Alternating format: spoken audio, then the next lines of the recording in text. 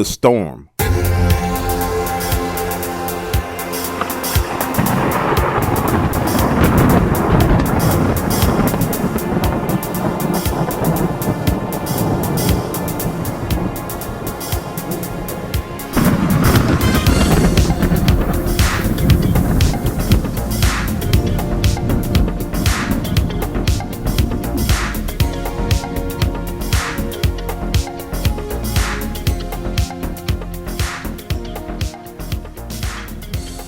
My name is Jason Williams, 43 years old, married, 2 kids, pharmaceutical sales territory manager.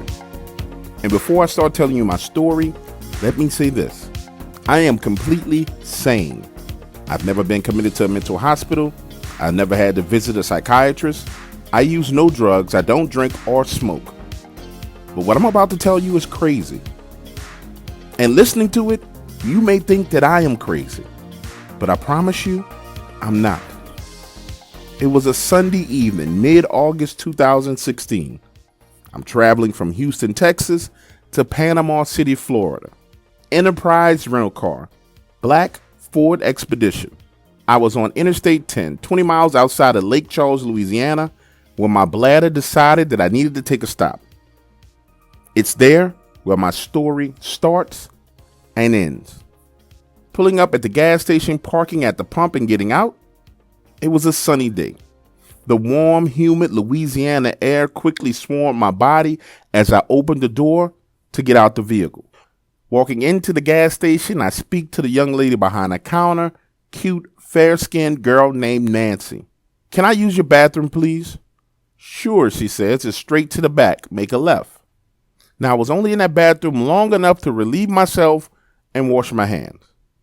And when I come back out of the bathroom, this girl has this terrified look on her face. She says, "Sir, we are about to close. There is a big storm coming. I have to get home to my children." And looking out the windows, gone was the sunny sky. Black clouds filled the air. Thunder rumbled, and the winds were howling.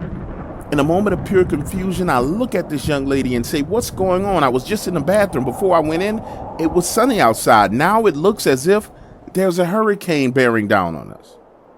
Looking down at her name tag, it reads Leslie.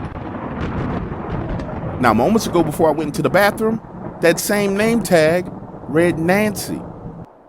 And to be clear with you, these 2 women's faces were exactly identical. So I'm standing in the middle of the aisle right in front of the cash register saying, what the hell is going on?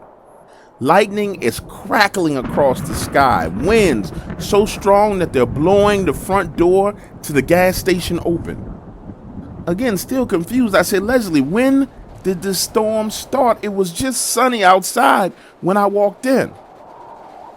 And her reply only made it worse. "Sir, first of all, I did not see you walk into this gas station. I figured you must have walked in while I was in the back storage room.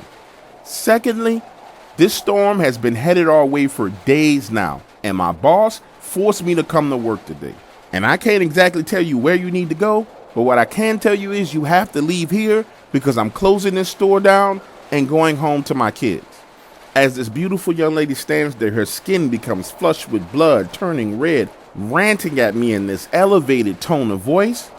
We start to hear what sounds like a freaking freight train outside. The winds begin whipping, hail falling from the sky. Next thing you know, the awning covering the gas pump starts to peel apart like some invisible force is ripping a tin can open.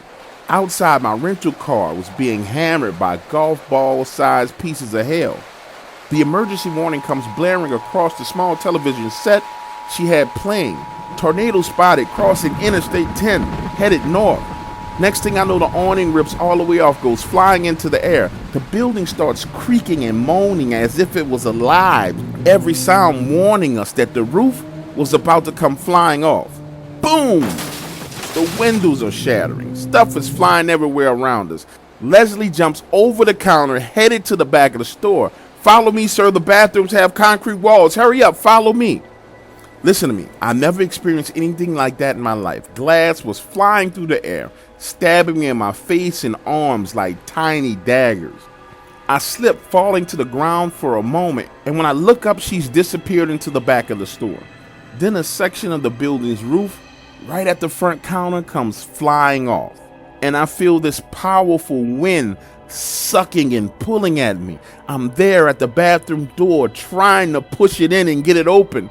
Once I was able to get it cracked open and wedge my knee inside and push, I fell face first onto the bathroom floor right next to the toilet. Looking around, I expected to see that young lady, Leslie, right there with me, huddled up in a corner, scared for her life, but she was absolutely nowhere to be found. The sounds of more thunder creaking the building seemed like it was falling apart, and for 4 to 5 agonizing, loud, noise-filled minutes, I lay there on the bathroom floor, scared out of my mind. And that's when I heard this knocking sound on the bathroom door.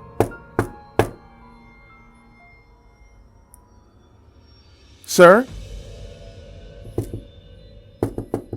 Sir, are you all right? You've been in that bathroom for quite some time. Other people need to use the restroom. Leslie, you made it, climbing from the floor, rushing to the door, opening it. And I don't even know how to explain this. It wasn't the same girl, but yet it was. Her name badge read Nancy. Peeping my head out of that door and looking around, it was sunny outside. The store was in order. No roof damage, no glass, no nothing. And I know that I scared the hell out of this young lady based on the look on her face and how she backed away when I screamed, "What the fuck is going on?" Walking out of that bathroom into the store, there were other people there casually shopping. A guy getting a soda and a hot dog. 2 kids nagging their mother for candy. Confused and not knowing what to say or to do, I just went outside to my car. Was I dreaming? Was I hallucinating? What was going on? Looking back on it now, I must have been experiencing shock, because I found myself sitting there at that gas pump for about 30 minutes, just staring out of the window, until the pain kicked in. This sharp, stabbing pain all over the left side of my face, my shoulders, my arms, my hands, shaking like a 90-year-old man.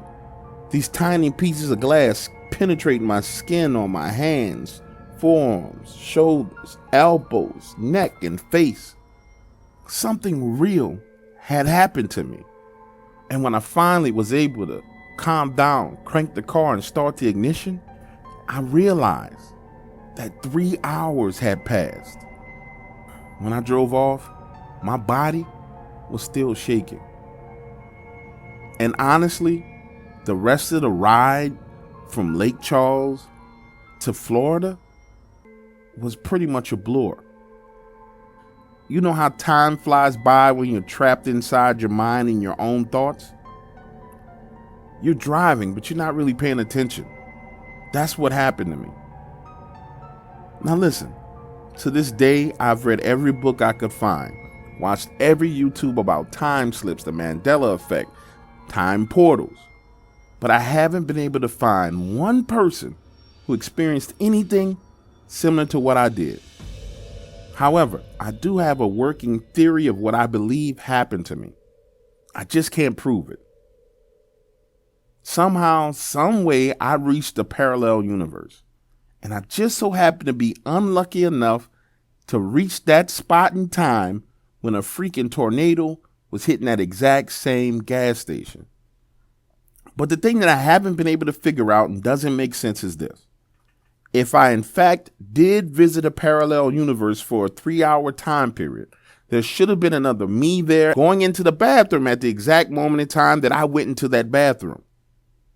So what the hell happened to the other me? Where the hell is he, and what is he doing right now?